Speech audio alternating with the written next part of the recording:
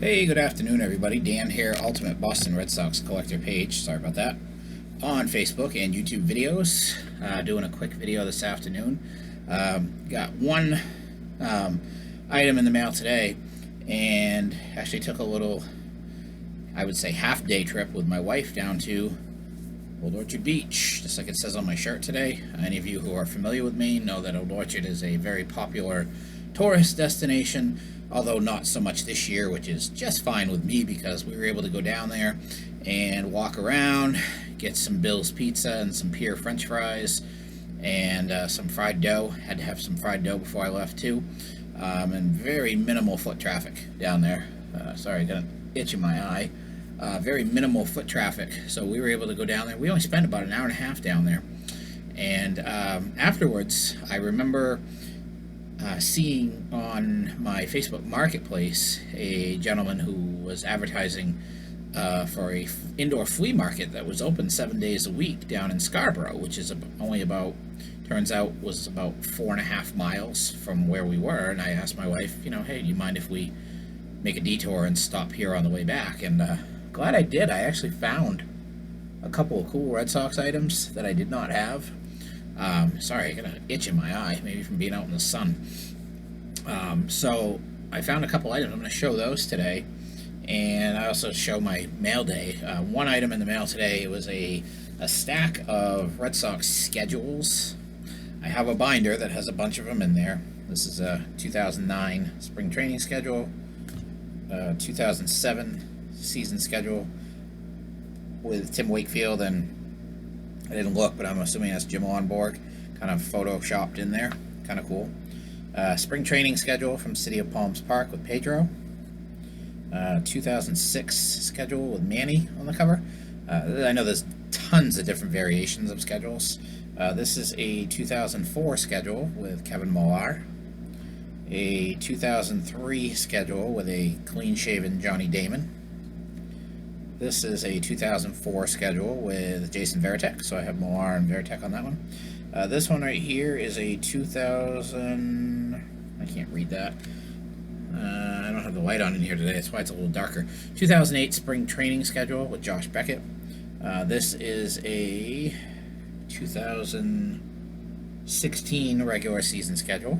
Big Poppy's last season has Poppy, Pedroia, and David Price. This is a 1999 season schedule, of course the year that they hosted the All-Star game. This is a 1995 schedule with Jose Canseco. I believe I have this one already. This one I know I have. This is from 1988, I believe. Some young Red Sox players: John Marzano, Mike Greenwald, Todd Benzinger, Ellis Burks, and Sam Horn. And then 1997 with Mo Vaughn. 2001. Some great present and past players. 2006 with Johnny Pesky. This one is, let's see, small print. 2014 second edition. There's so many variations, so many different people. 2006 with Wally on the front. 2005 with the trophy. Enough said. And then 2008 third edition with Tim Wakefield. So most of these I don't have. There's the Jose Canseco that I showed is the only one that I know for a fact that I have. So those I'll put those into a binder later.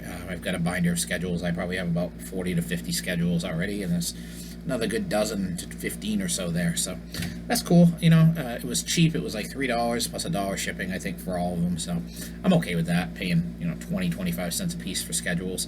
They don't really have any value. Some of the older ones are worth a little something, but not nothing spectacular. If I find big lots, I try to buy them at least 15, 20 at a time, and then as I get further along and I get them organized someday and cataloged, then I'll maybe look to do some other things with them. Maybe buy some cheaper ones, fill in some holes.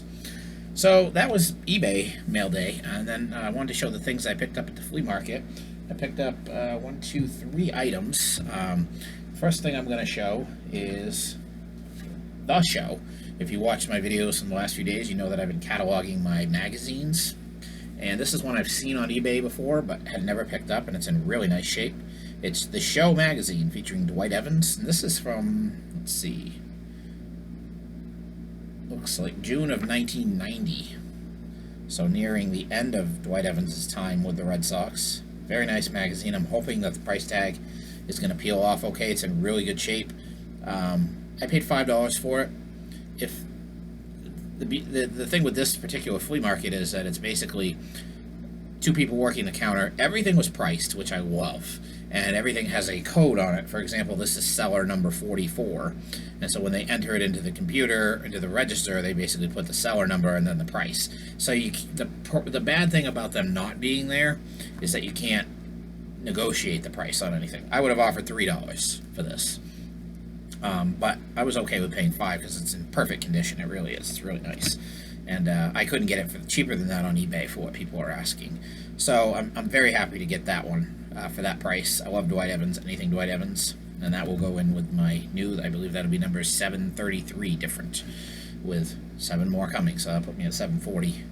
And I'm waiting to hear back. I mentioned I have a Facebook Marketplace lady who has over 100 different publications and magazines, many of which from the pictures I do not have. So I'll be getting that too, probably in the next couple weeks. So that one's going to be fun to go through as well. So nice little flea market pickup. The second thing that I picked up, and this is something that I did not have and wasn't really willing to spend a ton of money on it, was the 2007 Boston Red Sox World Series Collector's DVD set. This is actually still sealed. You can't really tell, but there's a thin, like, plastic over here.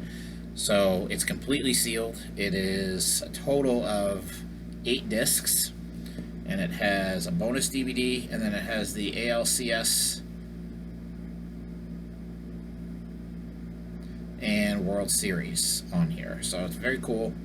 Completely sealed. Box is in pretty good shape. $10. I'm not going to be able to buy it and ship it for $10 on eBay. And so a very cool item. I love to get these complete sets. I have the 2013 set. I don't know if I have the 2004. I'm going to have to double check. I think I have the single DVD, but I believe they made a full set like this also. So this was actually the first thing that I saw at the flea market. And for $10, I'll grab that any day of the week. So another nice addition. And then the last thing I picked up, I hesitated a little on this one because of the condition of the item, but I've seen these before, and I have to hold it up because it's kind of big. It's a Carlton Fisk. It's almost like a slate type of material. It's a beautiful photo of Fisk. As you can see, it's pretty good size. I'm guessing it's probably in the 16 by 20 range, if I had to guess. The original sticker on this was $14.99. Now you can see up by the bat and up underneath the name and down by the Sox logo, there's some scratches on it. It's got some wear. It's still got the original corners on it, which is kind of cool, but it's definitely got some wear. If you hold it up to the light, you can see some scratches. So it's not in the best condition. I paid $7.99 for it, but this will look nice hanging somewhere. Don't know where I'm going to put it yet. Might be relegated to putting stuff in the washroom and bathroom pretty soon here, which will just make my wife just laugh when she sees that. But this is really nice. I'll find a place for it. If I can't find a place on the wall, I can lean it up against something on the floor. It'll look really cool. So $8 for that. So $23 for my 3 flea market purchases. Again, I probably would have offered less on all of these items had there been somebody there. But that was the disadvantage of the situation. The advantage of the situation is, as a shopper, when I go to yard sales, flea markets, card shows, I like stuff to be priced. I hate having to say, what are you asking for that? Because number one, it gives them a chance. Now you're opening the door, telling the seller, I'm interested. If you're asking the price of something, that means you're interested. Okay? So if I'm asking, how much is that? The seller immediately knows, okay, hook, line, sinker.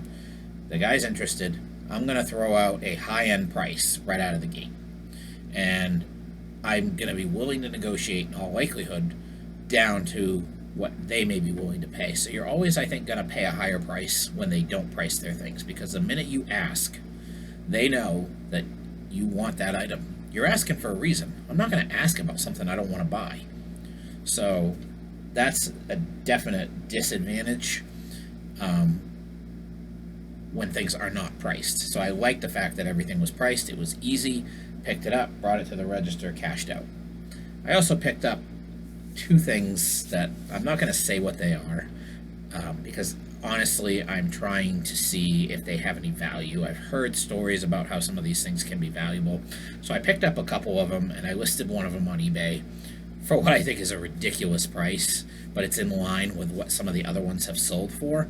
But I tend to think, I did a little research on these, and I tend to think that there could be some shill bidding going on, or some people that are trying to inflate the prices by selling them to somebody they know possibly, and possibly never even had a transaction take place. So I'm not going to say what they are, because honestly, if I'm incorrect, I'm only out $5 for the two items I bought, so I'm not losing any sleep over it. But if I am correct, it could be a nice little profit on the items I bought. Let's just say that. So I'll keep you posted if they happen to sell. Like I said, I listed it as a buy it now or best offer for what I think is a crazy price, but it's lower than what other people were selling, and I'd be more than thrilled to get that price for them. So I'll keep you posted on that. Let's see what happens.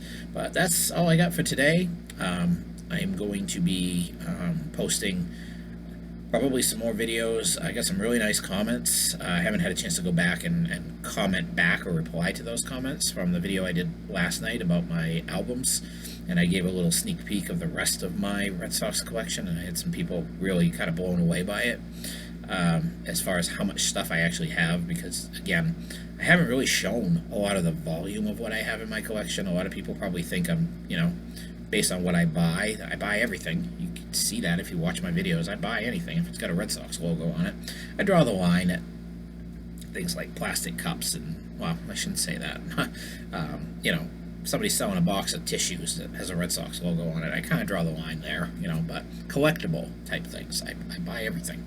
So anyway, I'm hoping to post some more videos, because I really love seeing the comments that I got. I think a lot of people don't realize how much stuff I actually have and how well organized it is, and now it's a matter of getting it, collated and checklisted and inventoried, as I like to say. I don't think that's a word, but I like to use it. So that's all I got. I'm gonna stop talking now, and hopefully you check out the video from last night and some of my past videos, and I'll be hoping to post some more in the very near future. So enjoy the rest of your Wednesday, and I will talk to you again soon. Take care.